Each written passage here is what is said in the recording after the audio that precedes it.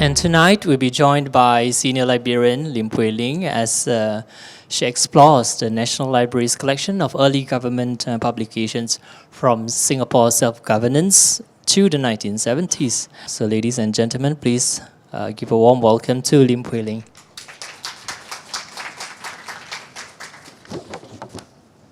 Hi, good evening, everyone. My name is Puay Ling from National Library Board. Thank you for coming. Okay. So today my sharing will be revolving around government publications, particularly in their role, the role they play in policy and lawmaking process. Okay. And I would like to just refer to the book display here. You can refer to the books later on. Many thanks to Joanna for helping with the display. And also like to welcome Miss Lin Tan. She's an archivist from NAS. So Lin handles the government records and papers presented to Parliament on NAS website. And later we'll go into this in greater detail. Okay, so this is an outline of my presentation today. So first part is an overview on the policy and lawmaking process and the publications that are being produced during the different stages. Then we'll look at two stories on how the process was carried out, and these are real-life examples on policies that took place in the 60s. And lastly, where to find these publications in NL and NAS, and I'll show you the ways to access them in print and digital format. So I'll be going through the process in 4 stages, so namely the consultation and policy setting stage, the bill drafting stage, parliamentary and lawmaking stage, and implementation and review stage.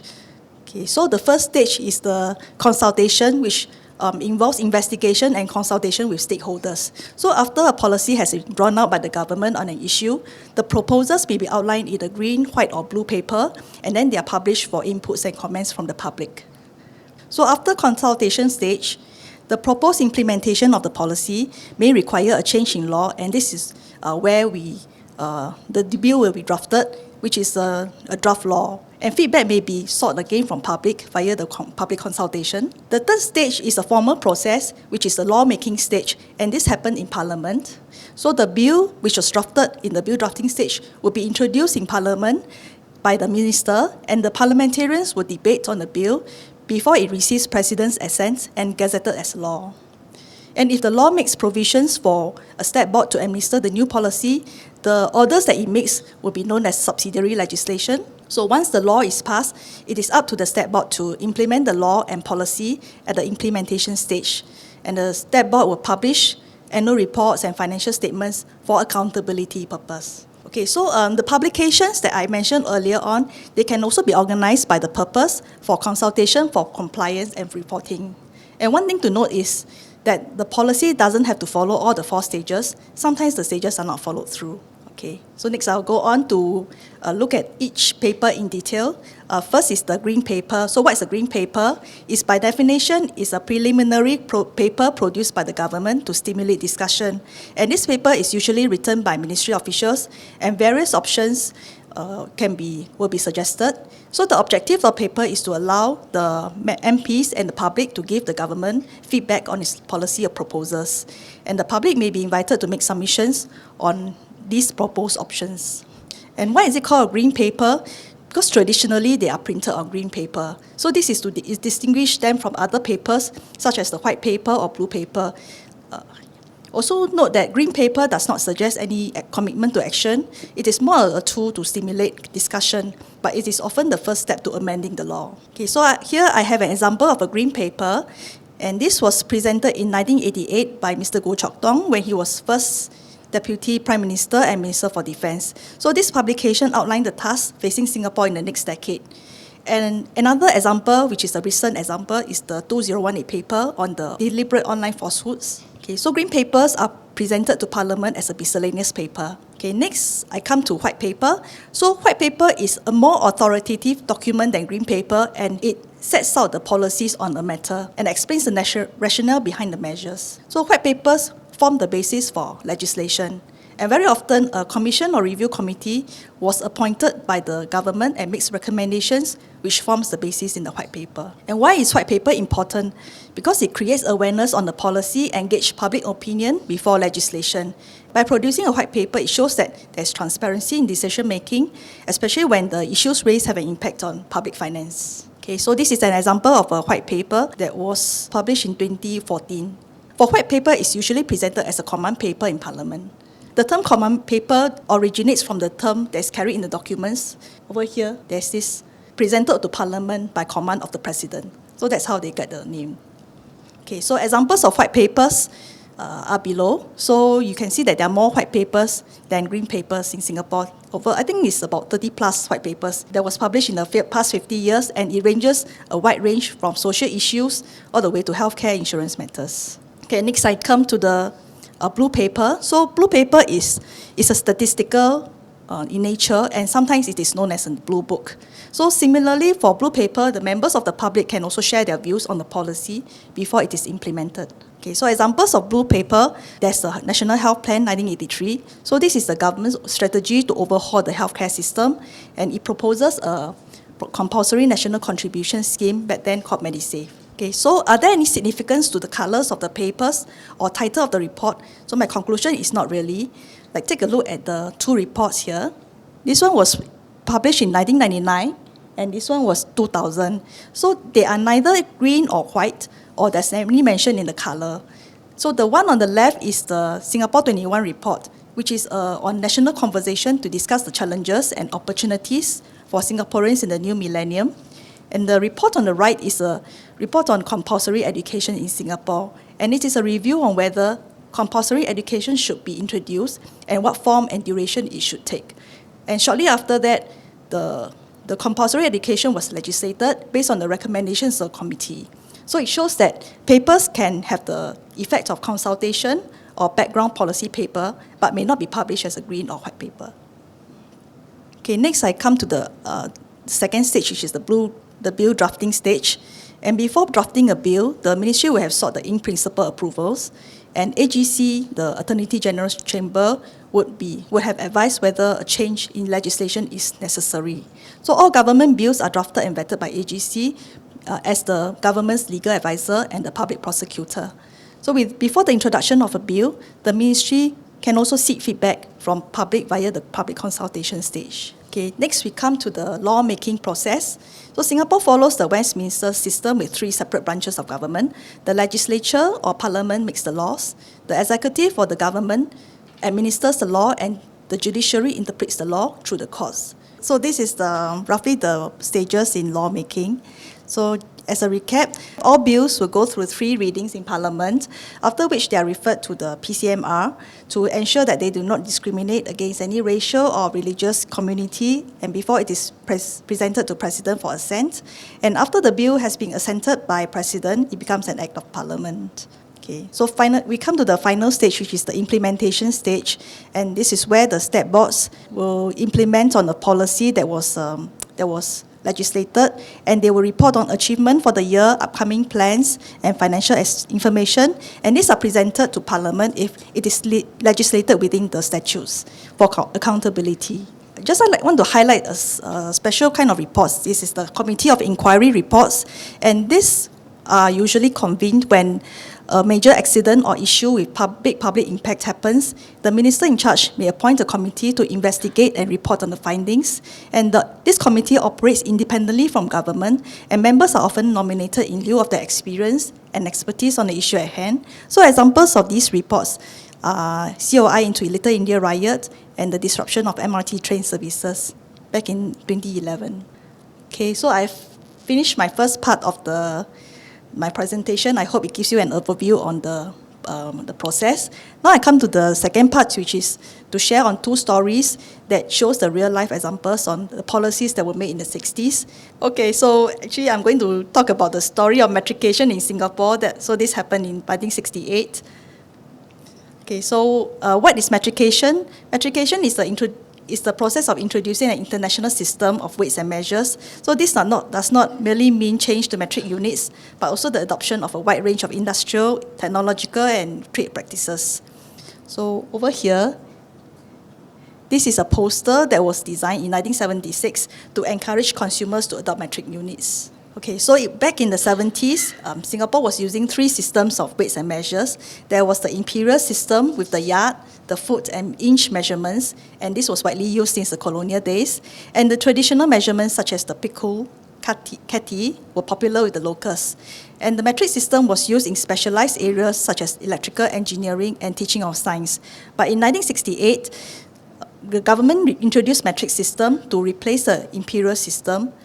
And why did we do that?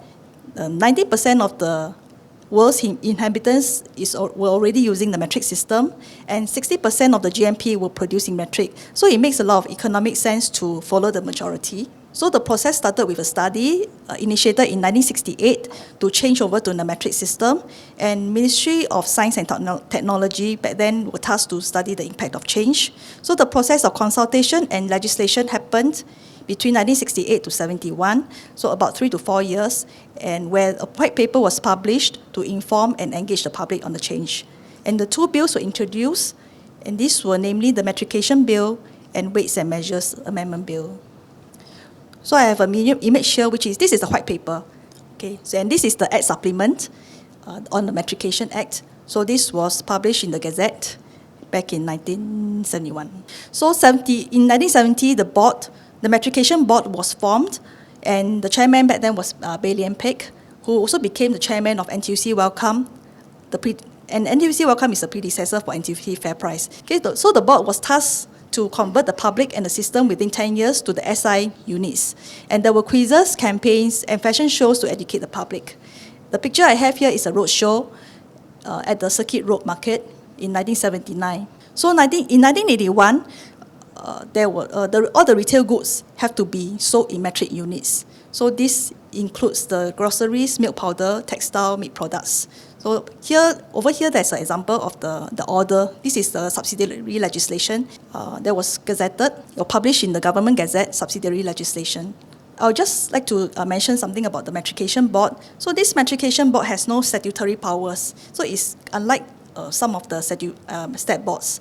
It has no statutory powers, but it acts as a coordinator for the various public sector and industries to carry out the process of metrication. So works with different working committees, for instance, the Road Transport Metrication Committee. And back then, the difficulty it encountered was how to get the people to accept the new SI units and convert from the traditional units, especially in retail trade. For instance, the cooking oil was sold in 6 different types of measurements, like from ounces, from catty. So how do you convert people to the metric units?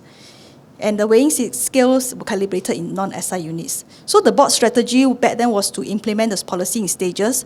They started with government bodies, and before they moved to retailers and consumers. So the whole process took about 11 years, so about 10 years. And 11 years after formation, the board was dissolved on 31st December 1981, and it was replaced with a smaller Weights and Measures Office, now in Spring, Singapore. Okay, so I'd like to end this portion with the words of the chairman.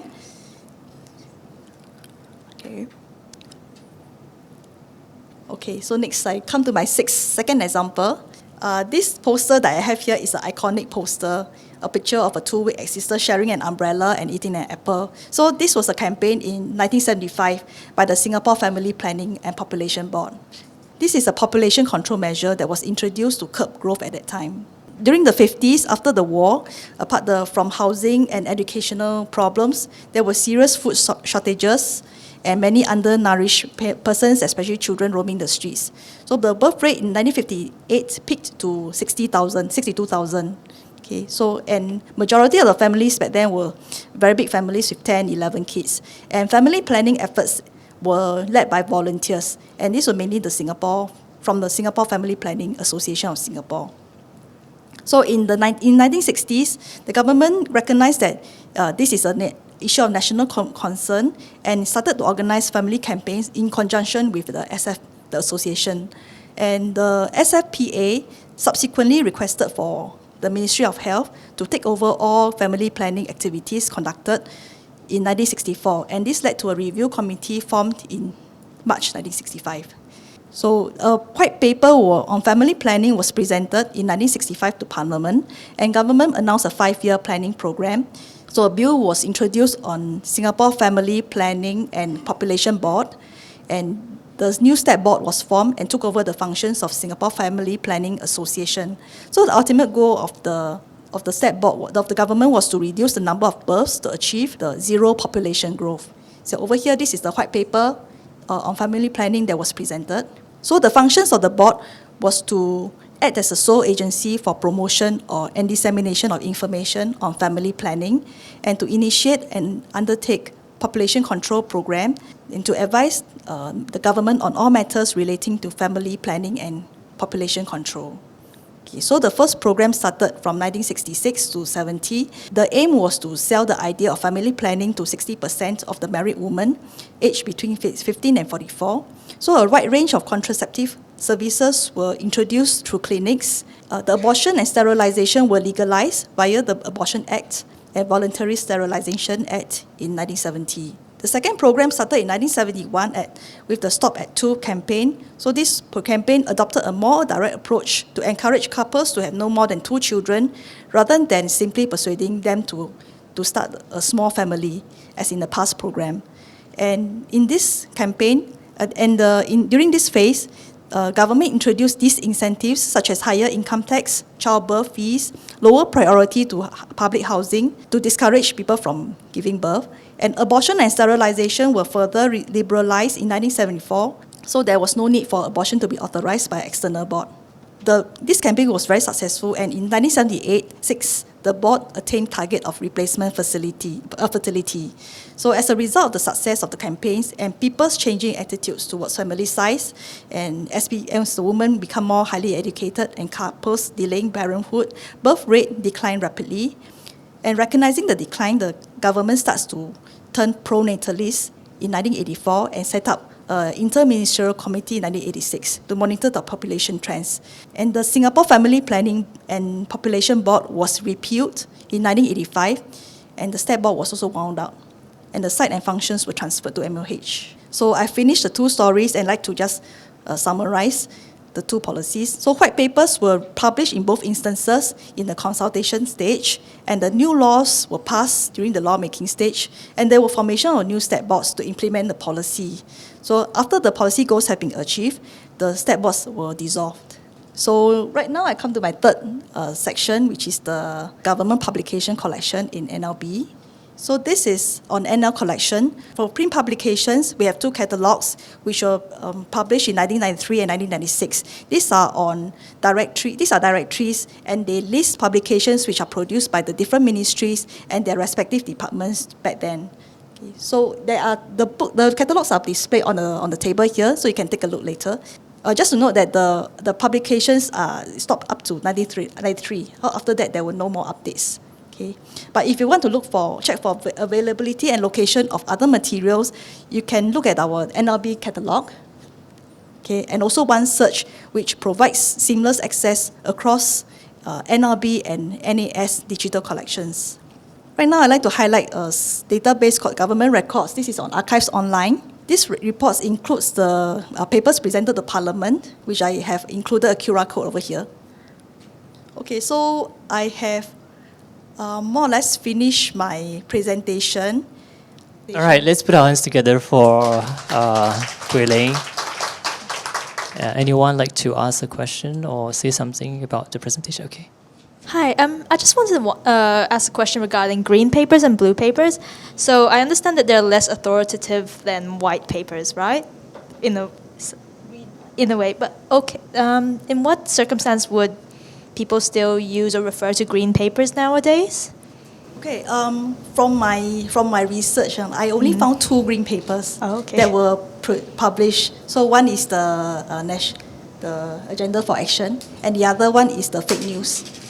Okay. Yeah. So I think government actually does a lot of consultation, but maybe they don't use the green paper tool. They don't publish a green paper to seek consultation, but rather maybe a more informal process, like a discussion with stakeholders. Yeah. So this is my assumption. Okay, right? then. But white paper, definitely we can see more examples. Yeah. So yes. So right. because it is a policy intent, and there is a clear kind of intent to legislate certain the policy. Okay, then. I hope that answers your question. Yeah, kind of does. Thank you. Thank you. Oh, hi, I just have a question about the National Archives. So I noticed that sometimes for government records, if you search them, on archives online, they will come up, but you have to view them in person, and sometimes permission is required to do so. So I was just wondering what's the process and criteria for approving these requests? Yeah. Okay, for Parliament papers, you can actually view them online. But for all other government records, you have to come to Archives Online to view them. This is a criteria that the government has set. So we have to have you come to personally register, then you can view the content. But there are some papers which you can actually view them online in whole. That's the Singapore policy history that you saw on the webpage. You click into it, there are various themes inside, and some of the selected files pertaining to these themes will be available to view online. Yeah, but if you want to code, cite, or reproduce, you still have to ask for permission.